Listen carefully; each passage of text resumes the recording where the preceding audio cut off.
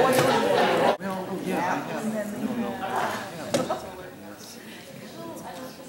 good evening. I'm Catherine Sullivan. I'm the curator of the Janet Turner Print Museum and head of its collection. And I'd like to welcome you to this evening's presentation where our guest curators, David Hopper and Shari Maxson Hopper, will discuss their curatorial views with our moderator, Dr. Rachel Middleman, as a method to spark a dialogue on art. First, I would like to thank the College of Humanities and Fine Arts, especially our academic liaison, Dr. Lauren Ice, for her continued support and the support of the college. I'm also grateful for the continued and enthusiastic support of the Advisory Turner Board, who will be providing the reception following this presentation this evening. And additional and intrinsic to doing anything is our Turner staff, our collection manager, Adria Davis, our curatorial interns, Sean Chen, who helps art with our media, Joe DiMaggio and Johnny Poon, and the interns in creative media and technologies. So it takes a village. The genesis for this exhibition actually came out of some readings I was doing on the relevance of connoisseurship in the 21st century. And the word comes from the Latin conoscere, meaning to know. And in 1791, Jonathan Richardson's publication, Two Discourses, connoisseurship set its basic aims, especially in relation to art history, as David Freeberg in his essay, Why Connoisseurship Matters, states, connoisseurship is making judgments as to quality, the assignment of hand, identifying the author, and distinctions and identifications of originals, copies, and forgeries. His second discourse develops that notion as a suitable activity for the gentleman, and we're not going to be talking about that tonight. But in looking for a useful 21st century application, I actually was attracted to the late Dr. Elliot Esner's extensive writings in art education as the fostering of the ability to name and appreciate through seeing that connects value and content. The repetition of the perceptive act of seeing accumulates as a synthesis that becomes an internal and external aesthetic. So, with that grand idea in mind, I am deeply grateful that David and Shari agreed to explore how personal connoisseurship accumulates in a curated exhibition.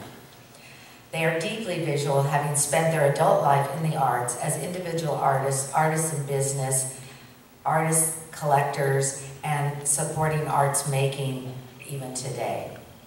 I knew that they would have an aesthetic influence not only by their personal relationship to art, but important to the aspect of connoisseurship especially is the seeing of art, and they travel globally and interact with artists as well. And I was also delighted that new to CSUC professor of art and art history, Rachel Middleman, agreed to moderate this evening's discussion.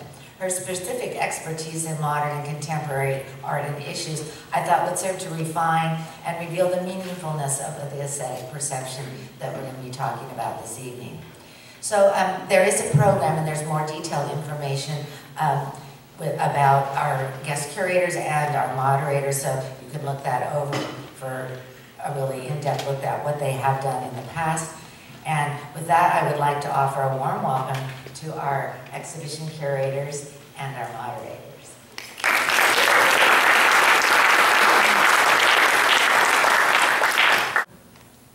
The Hoppers travel throughout the world, discovering new art, and bring that insight and knowledge back to Chico, where they are great supporters of local art and artists. I'm also interested in the collaborative and personal nature of this project, Together Divided, a couple curates. The Hoppers have been together for 47 years. And this exhibition, I think, reveals at least some of the ways that their individual aesthetic choices overlap but also diverge from one another's. In this case, David's choices tend to be more abstract and geometric, while Shari's selections include a number of figurative and organic forms, at least in this instance. So in this discussion, we want to explore the Hoppers' experiences, influences, and the ways that meanings of artworks are created through interpretation, selection, and discussion. And I also want to get to why they collect, and what makes that important to them. So first, Shari's going to start by showing us some images. Actually, David's going to talk about it. Oh, sorry. It's okay. How do you pull this out? Just post it. That's a good start. It's a good start to relax. I don't have to tell a joke now. Well, I'll just talk. It was a pleasure to have Catherine invite us to go through the 3,000 to 4,000 prints. We started in July, and Shari and I looked at a lot of objects, and we didn't have to travel very far. We even had a parking pass, felt like royalty, and came down. The picture that you see on the screen was the photograph of us, was taken by a college student, Tara Calderon, and we took it, or she took it. I saw several of her BA studio presentations, and it kind of goes hand in hand in our collecting spirit, in that we see a person, we like what they're doing, and that's an opportunity for us to support a person. And so it was nice that we could work it into a program.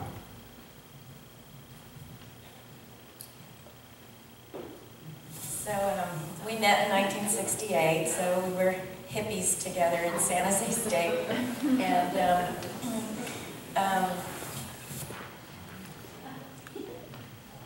And so in 1969, we started traveling the world together, and came back to San Jose to finish my degree. And I got my degree in sculpture, and that's where David and I met. And we met one evening when we were trying to see a presentation by David Harris, who was with Joan Baez at the time. And we couldn't get in, it was so full. So David approached me and he said, "Would you like to come up and see?" And I expect, to say, "Your etchings." But instead he said, "My glass furnace." So that's how we met. So in 1970, we came back from our trip of 1 year in Europe, and we were going to every glass place we could find because of David's interest in glass blowing. And we also visited a lot of museums and made a lot of friends on that trip, and came back and started a small glass company called Orient and Flame Art Glass.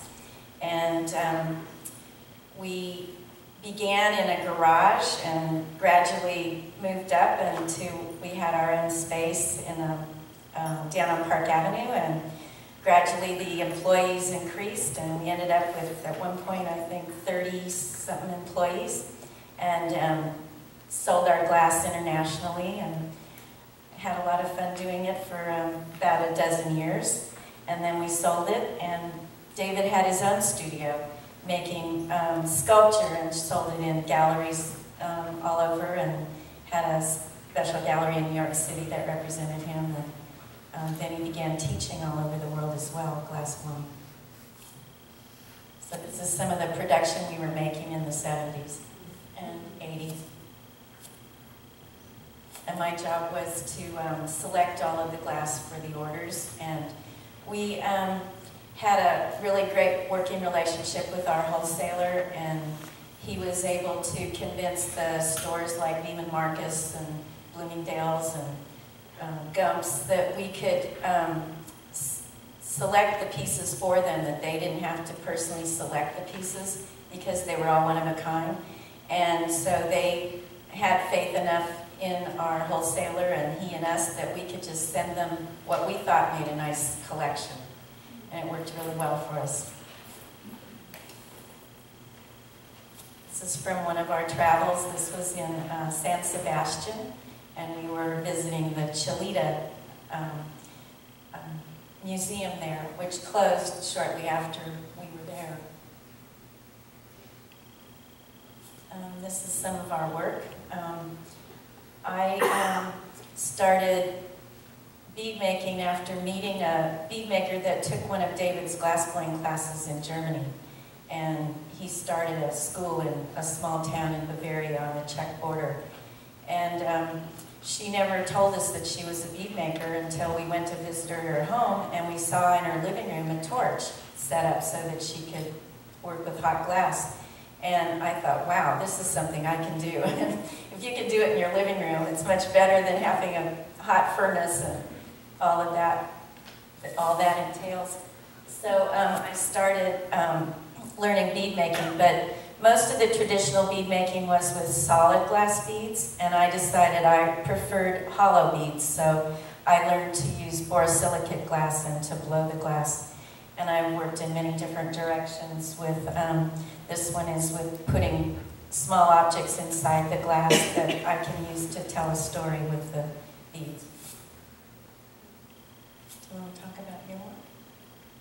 Oh yeah, the pieces on the left are my pieces. I had a studio for about 10 years and realized that what I was making would never put me into old age comfortably.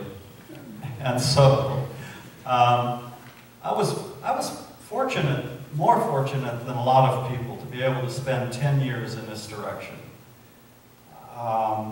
Having a glass furnace is a lot like having a dairy. You need to feed it, milk it, and shovel the shit. And I enjoyed what I did, and a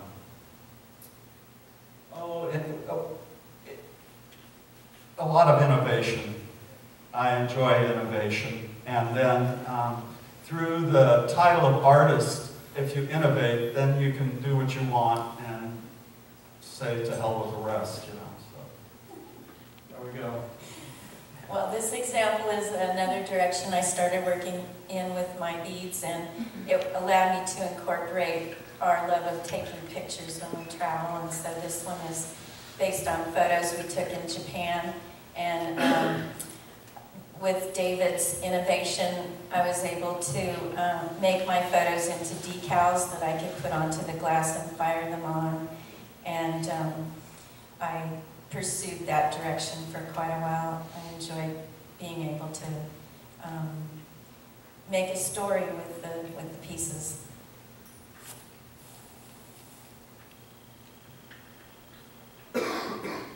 Sorry.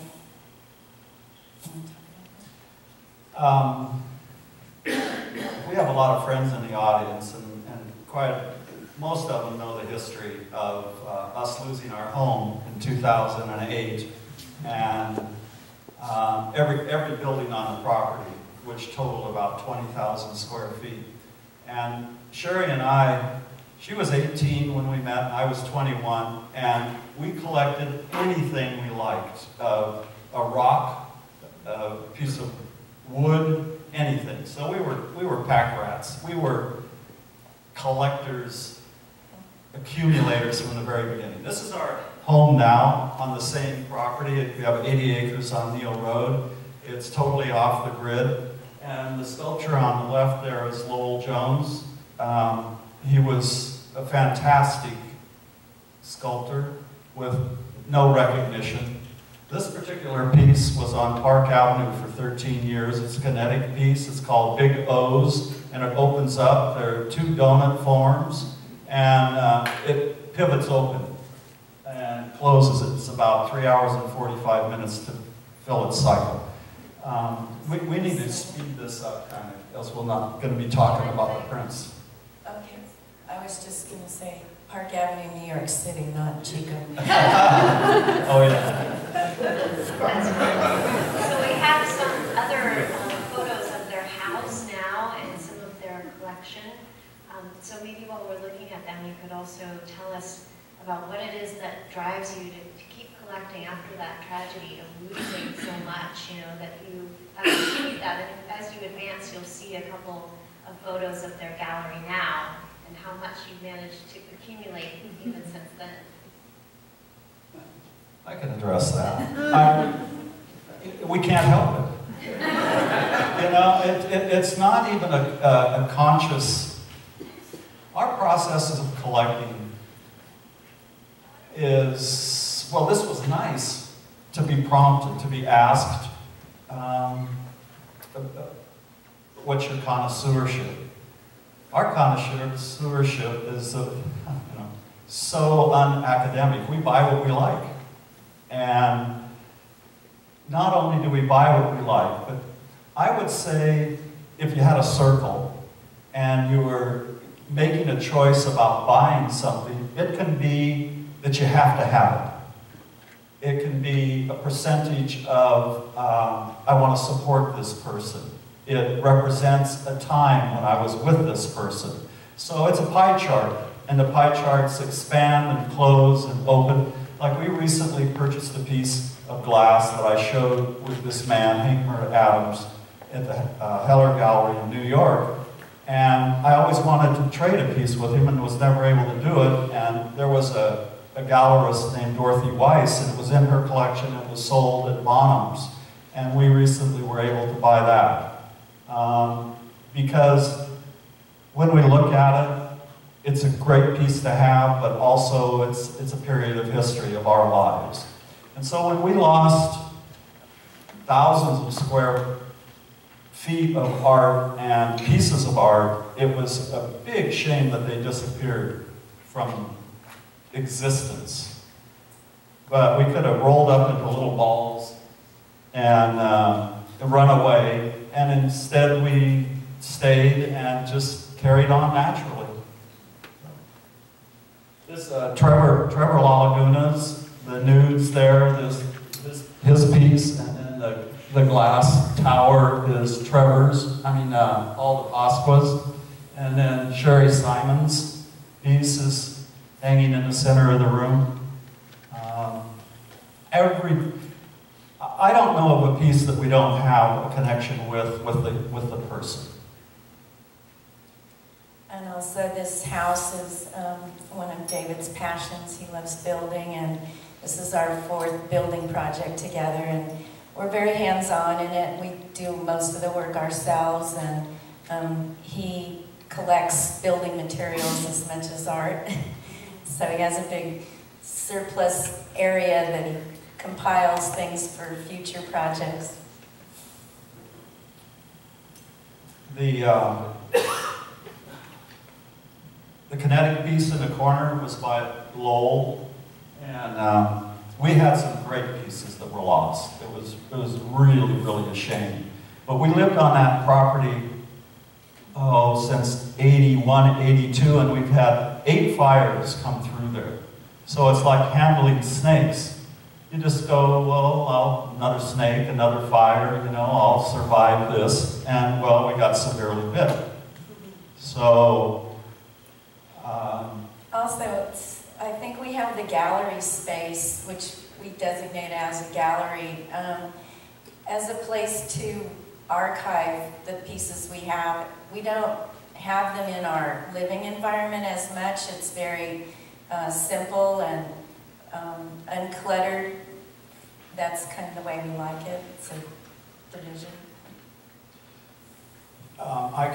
I'd like to put in a plug for a show at 1078 that opened today, and it will be a reception for it. It's 5 couples collection at 1078, and it was organized by MONCA, Museum of Northern California Artists, and the opening is on the 12th, correct?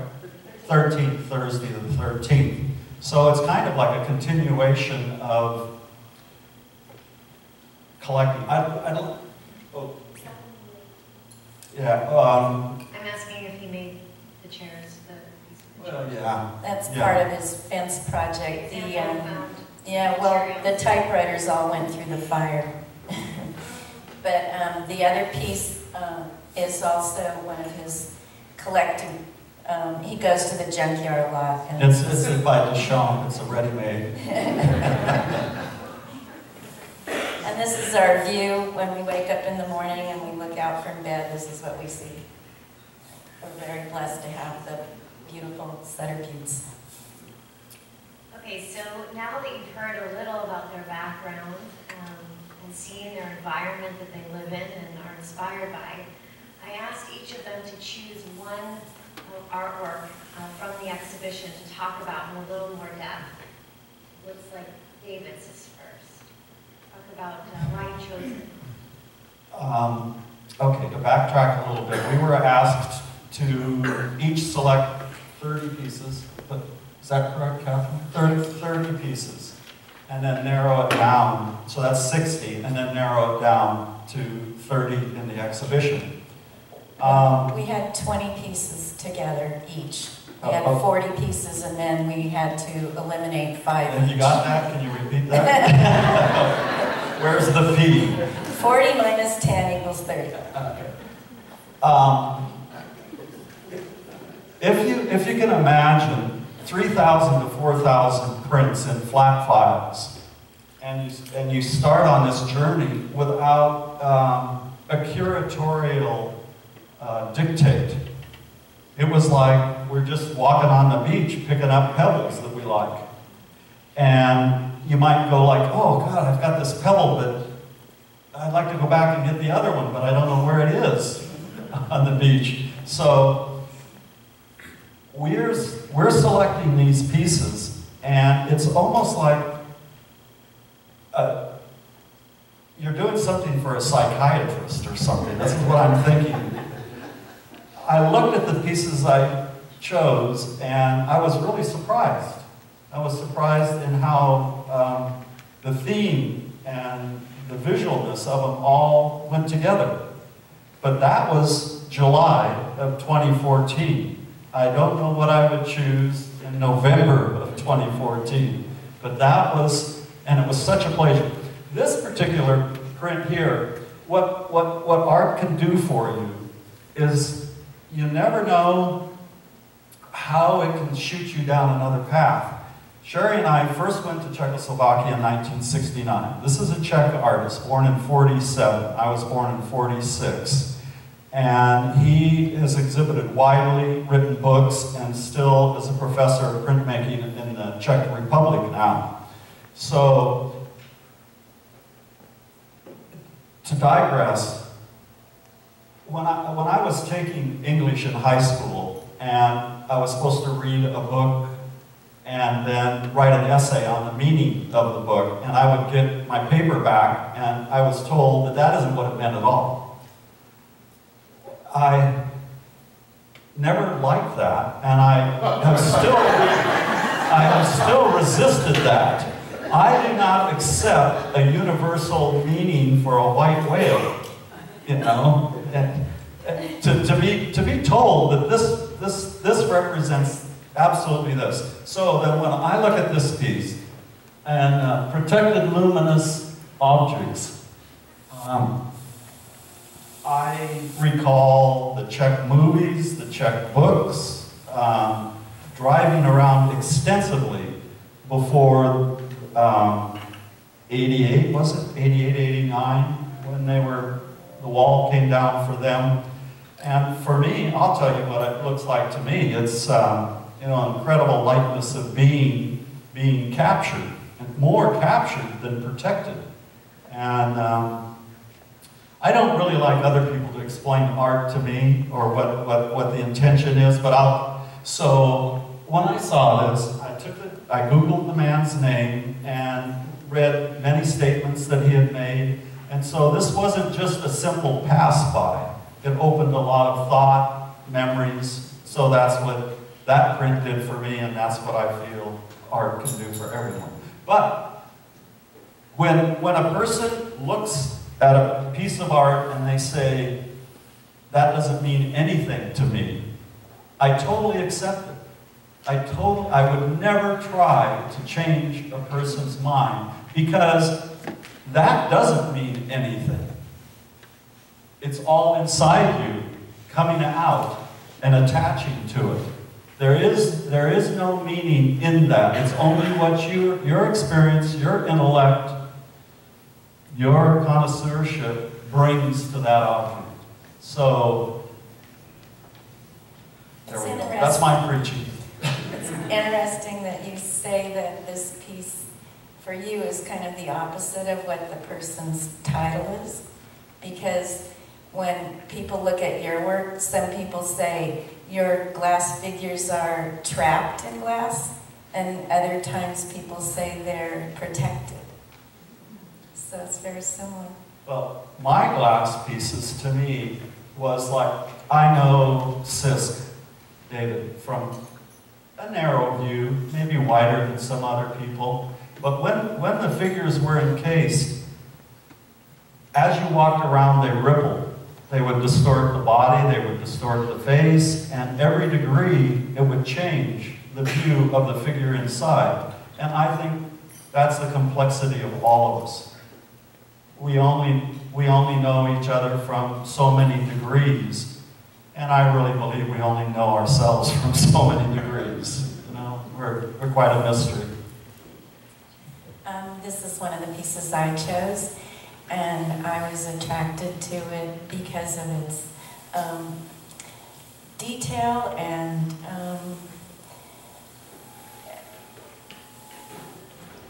we've traveled a lot in Japan, and this is by a Japanese printmaker, and we seem to have a lot in common with the Japanese aesthetic. And this printmaker was born in 1933. He didn't start printmaking until he was 30, and this piece was done in 73. And I also remember seeing examples of this kind of thing in our travels, where we would see roofs with rocks on them, and so it had an association to me of things we'd seen in our travels. So those are the two prints that we chose. Just to talk about. To talk about. So these are, you're going to see now some images from the exhibition. Yeah, and Laura actually is going to dance it for us.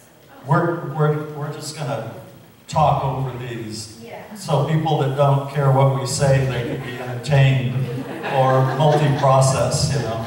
So the last question I want to ask, and then we can get questions from the audience, is really about, you talked about the selection process, and it seems like a lot of what you learned through the process happened afterwards, when you went back and saw what you chose and then had to narrow down what was actually going to be in the exhibition. So now that you've had some time to reflect on it, what did you learn about yourself through the process? Maybe about your taste, or something about connections with what you chose in your own work?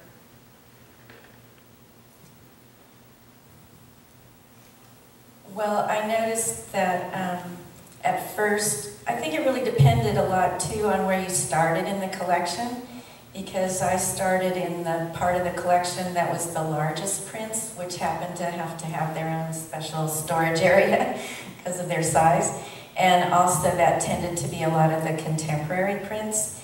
And I was attracted to a lot of those, but as I went through the other parts of the collection, I found myself being more pulled towards a lot of the older black and white pieces like the one I just showed, that had a lot of detail.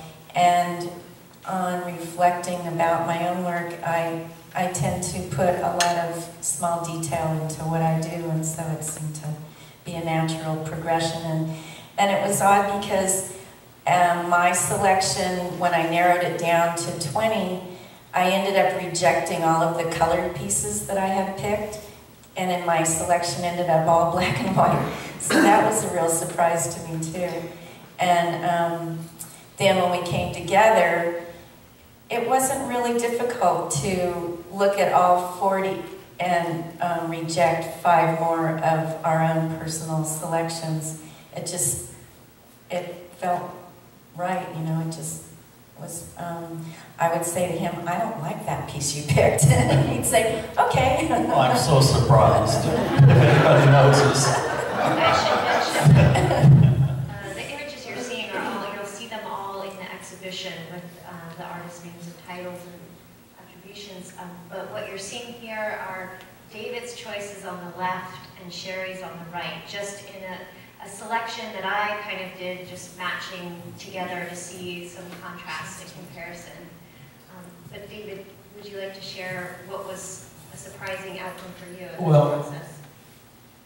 Yes, that there was no figures, because really early in my career I worked abstractly, and then for that 10-year period I worked with a figure, and I really like to take photographs of people, I like to look at people.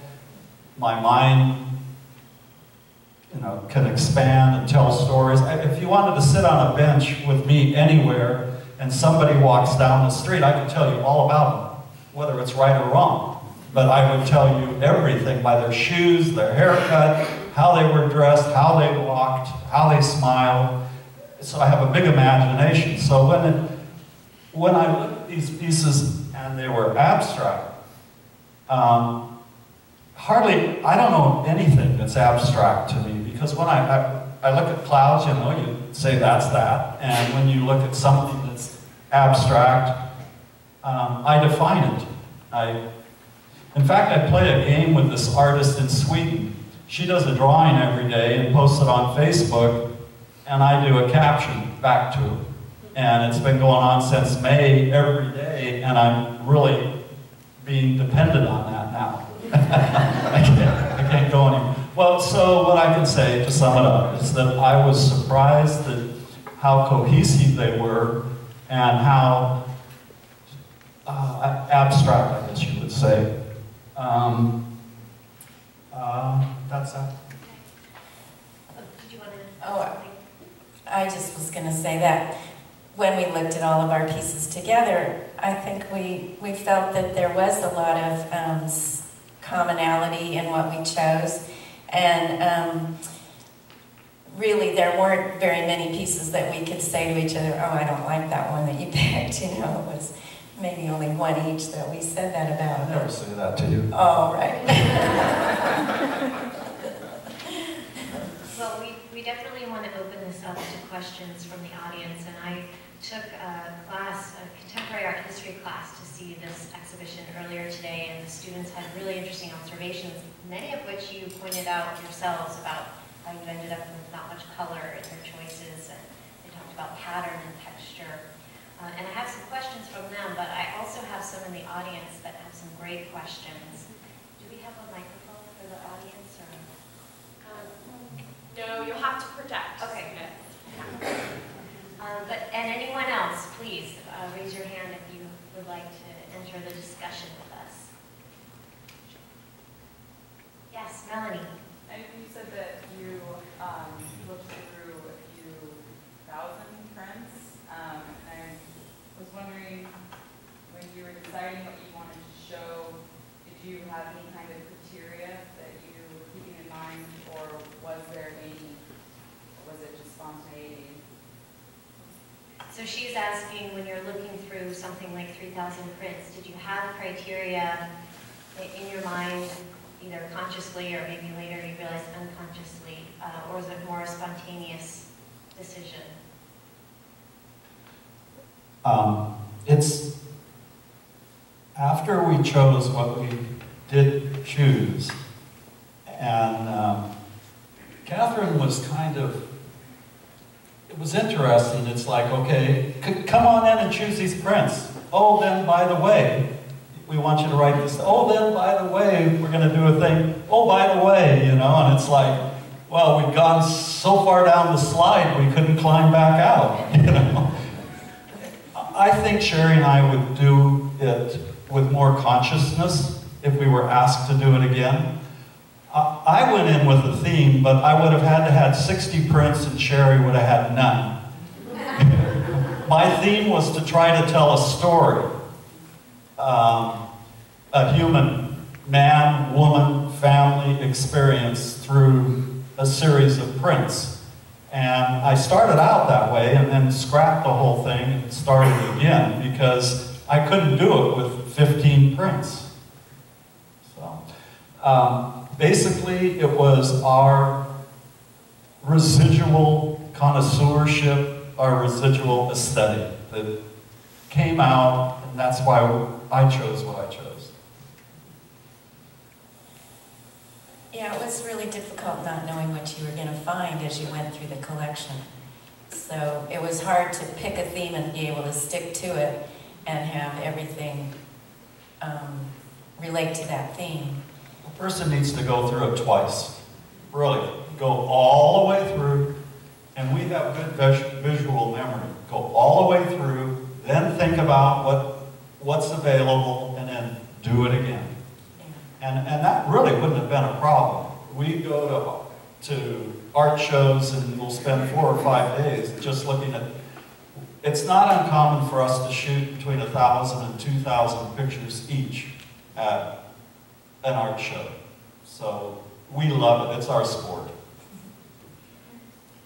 Yes. So when you're traveling, looking at art for potential that you might purchase yourselves, when you love something, when you hate something, how do you resolve that? Okay, I'm going to repeat it so that everyone can. I'm usually the one in love, and Shari is the one who doesn't deny me. Can you elaborate?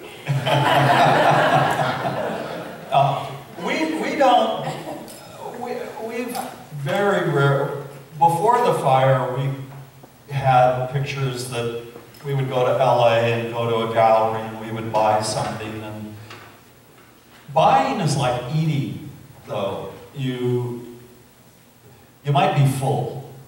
And it's in relationship to when you've satisfied that passion, the money that you have, when you last ate, or, you know, it's relative to that. And then you can make a decision and regret it both ways. Maybe we don't regret much that we bought. I don't know if we regretted anything, but there you go. A recent experience we had of looking at some art, and David was saying he wanted to buy a piece, and he pointed to one piece, and I'm like, I'm not so sure I like that one, but I like this one over here, and he'll go and look, well, yeah, I like that one too, you know, so then we kind of just agreed. I'm wondering if you found curating a more dispassionate experience than collecting. I mean, when you're going to the show, so much of your work seems like you talk about a personal connection, whether it's somebody you want to support or something that reminds you of a time. And in this case, you're looking at a bunch of work that you can't possibly have, but you can't collect it because it's in a collection. How was that? I mean, was there an emotional difference in sorting through this work? I think a lot of times when we go to art shows, we don't go with the intent to buy. We just go for the experience, the enjoyment of looking at everything. And then in this collection, I think it was even a little more personal because we were responsible for these selections, and they had to mean something to us.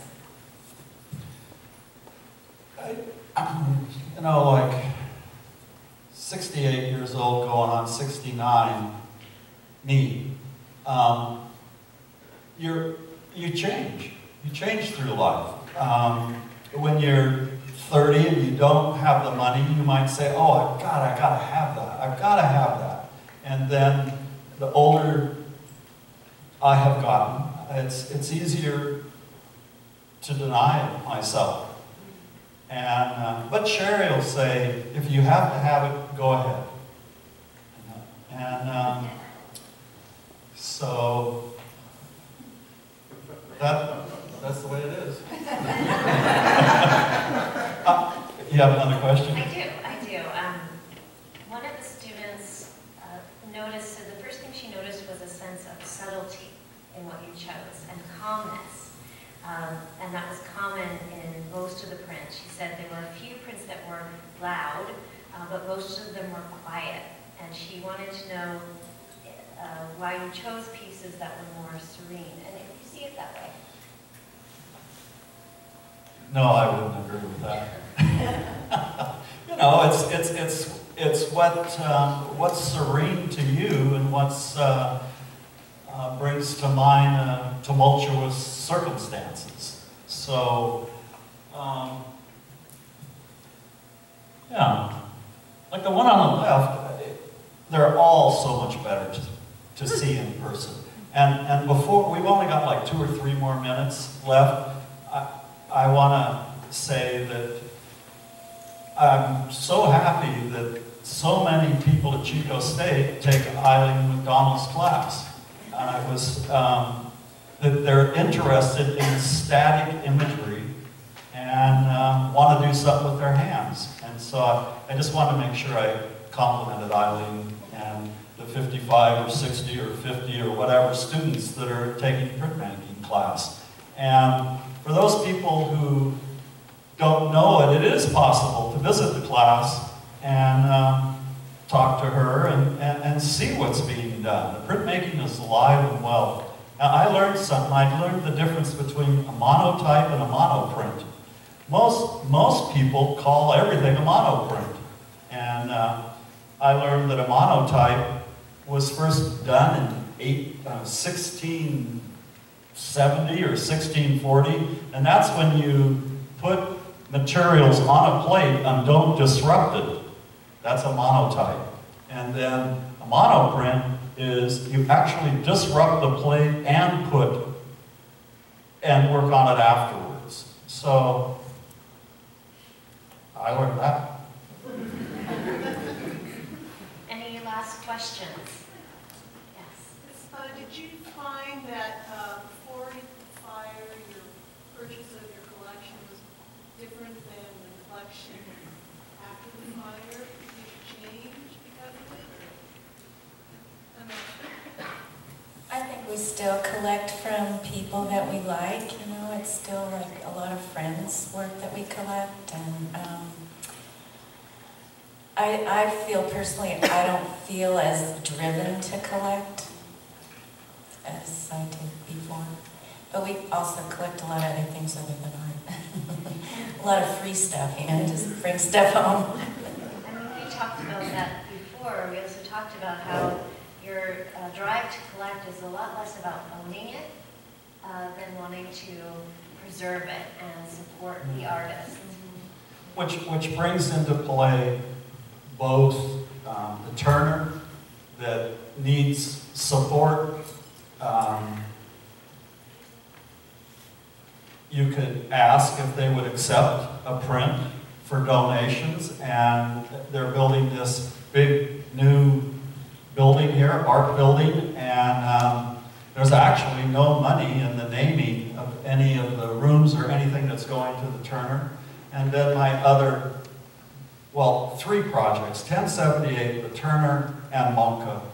And our collection is all going to go to somewhere.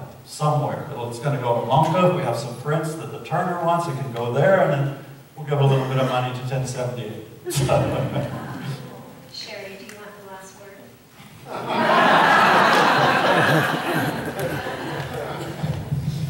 Well, I just really appreciated this experience. It was extraordinary, and I wanted to thank Catherine and Laura and Adrian, Catherine's assistant, for all of their help and support, and they've done a great job in this enterprise that we've been a part of.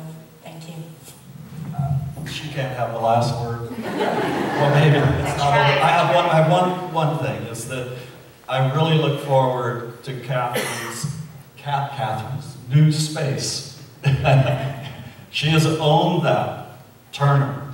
It is amazing in what's in that woman's head. Hold up something and she'll go, blah, blah, blah. It's done, it's this type of print, it's done by this man in this year. She's really a treasure.